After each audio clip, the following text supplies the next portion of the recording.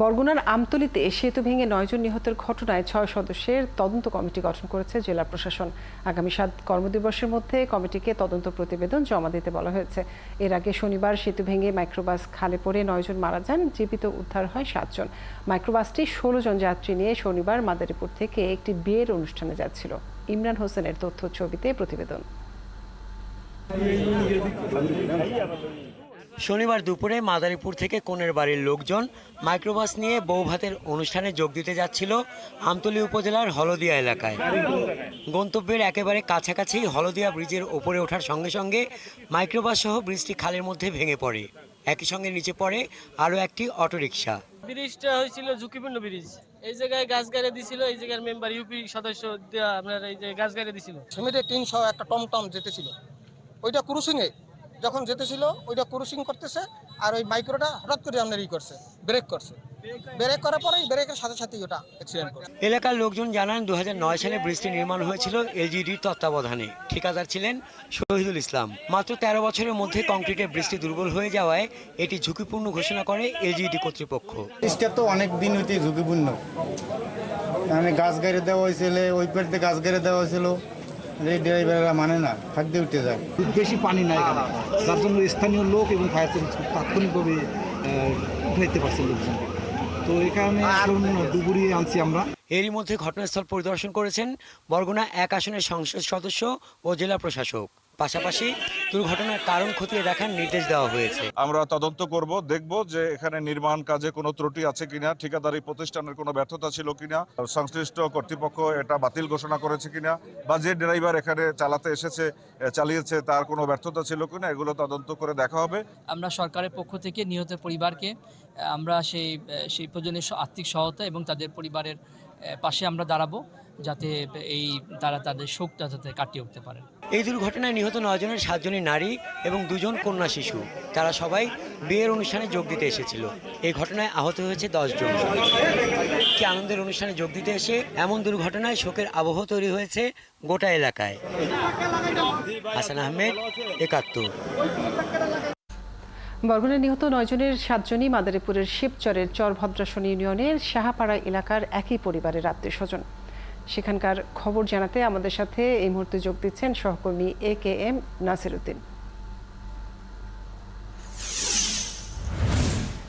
নাসির, জানাবেন যে বাড়ির নিহতদের পরিচয় ও পরস্পরের সাথে আত্মীয়তার সম্পর্ক কি, বিস্তারিত জানাবেন, এবং মরদেহগুলো দাফন হয়ে গেছে কিনা, এবং এই দুর্ঘটনার পর সেই এলাকার মানুষের কি কথা জেনেছেন, সেখানকার অবস্থা কি দেখছেন এই মুহূর্তে?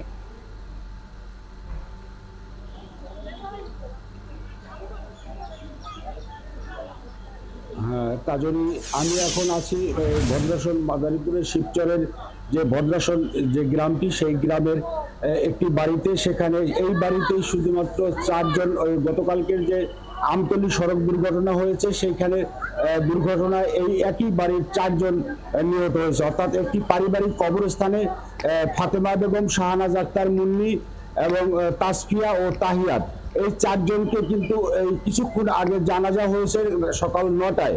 এখন তাদেরকে দাফন করার কাজ চলছে।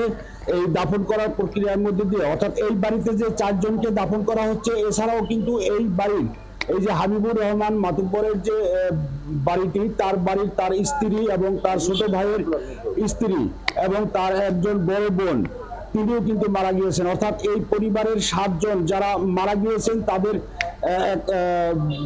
বোনের মেয়ের বিয়েতে তারা আমতলীতে যায়। সেখানে কিন্তু তাদের এত দূরের, অর্থাৎ সেই বরগুনার কাছাকাছি, সেখানে যখন তারা খেতে যে গিয়েছিল, তারা একেবারে আপনজন এই হাবিবুর রহমান মাতুব্বরের যারা খুব কাছাকাছি আত্মীয়, নিকট আত্মীয়, তারাই কিন্তু সেইখানে বিয়ের অনুষ্ঠানে যোগ দিয়েছিলেন। এবং যে মাইক্রোবাসটি সেখানে দুর্ঘটনার শিকার হয়, সেই দুর্ঘটনার শিকার হয়ে যেখানে মারা গিয়েছেন, তাদের মৃত্যুর খবর পেয়ে কিন্তু এই ভদ্রাসন এলাকায় শোকের মাতম শুরু হয়েছিল। এখনো কিন্তু এই এলাকার মানুষ অনেক শোকাহত।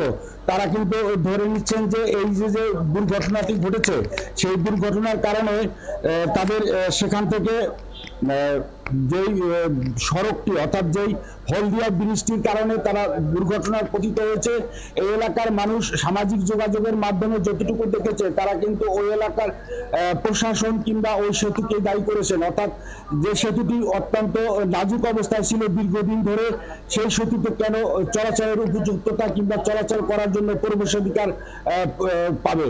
অর্থাৎ দূরপাল্লার দূর দূরান্ত থেকে যে সকল পরিবহনগুলো যায় সেই পরিবহনগুলো সেই ঝুঁকিপূর্ণ এবং পরিত্যক্ত ঘোষিত সেই ব্রিজটিতে চলাচল করার জন্য নিষেধাজ্ঞা দেওয়া সত্ত্বেও কেন সেখান থেকে যেতে পারে, এই জন্য কিন্তু স্থানীয় প্রশাসনকে এই এলাকার মানুষ দায়ী করেছেন। এবং আসলে এই মাদারীপুরের শিবচরের ভদ্রাসন এলাকায় আজকে সকাল থেকে কিন্তু 3টি স্থানে জানাজা অনুষ্ঠিত হয়েছে।